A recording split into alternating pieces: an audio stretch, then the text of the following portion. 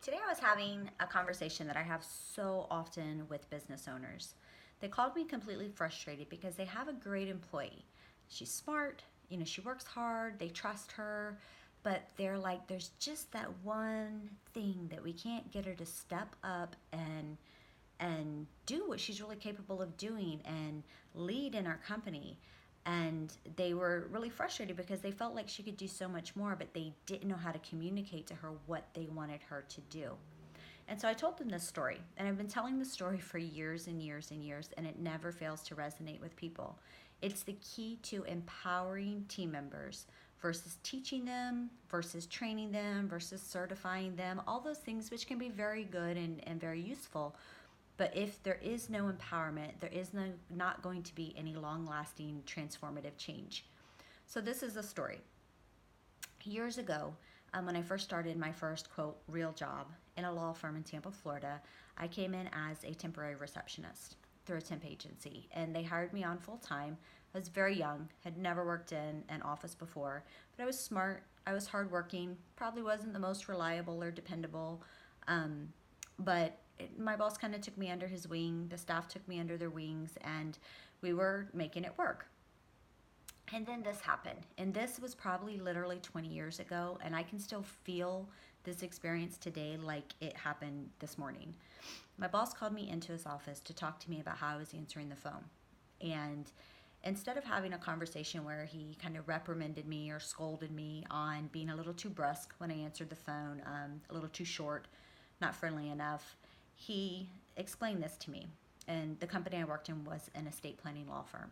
Now I was 21. I didn't know what a will was, a trust was. I didn't really understand all of that. It wasn't relevant to me at the time. But what I did understand was people.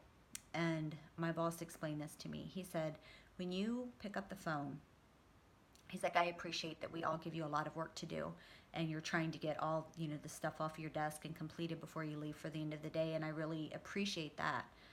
But I want to let you know when that phone rings, and I know it's a distraction and I know it slows you down, and I know people can be long-winded sometimes and it's interrupting you, but here's who that person is on the other side of the phone. That could be someone who's lost their husband of 50 something years, and you're the first person outside of her immediate family that she has said the words, my husband has died too. And she's scared and she's grieving and she's lost and she's handling all this legal stuff that she's unfamiliar with, and people are asking her to make decisions and sign paperwork. She's afraid she's going to mess it up and let her husband down and her family down, and you answer the phone. In that moment, you have the power to transform her experience of what working with our firm, whether we get hired or not, or whether she goes somewhere else or not, but what working with a law firm to handle the death of her husband is going to be like. Now, I still didn't know what a trust was. I still didn't understand the purpose of, will and all of this stuff.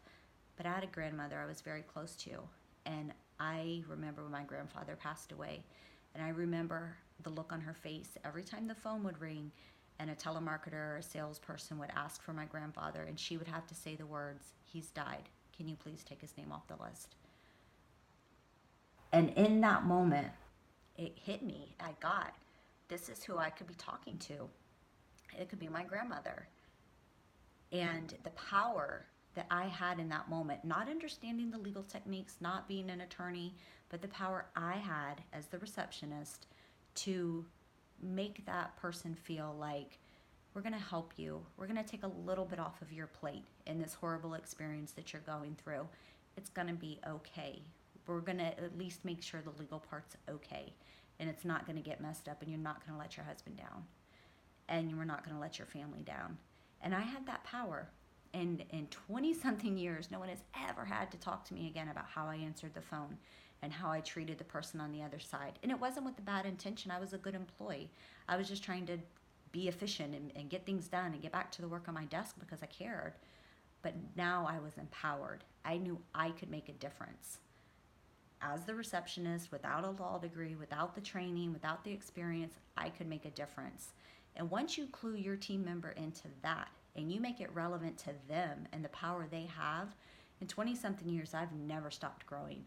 I ended up designing entire systems and processes for how to handle clients through estate planning and training law firms across the country And now I own 2 companies that service and work with law firms on how to handle their clients and how to, get things done in a way that serves the clients. All of that stemmed from that conversation. That's empowerment. Now, if you want to learn how to empower your team and some of the tools and techniques and ways to have those conversations, then we encourage you to join our Team Empowerment Academy. And you can find that information at hiringandempowering.com. Thank you.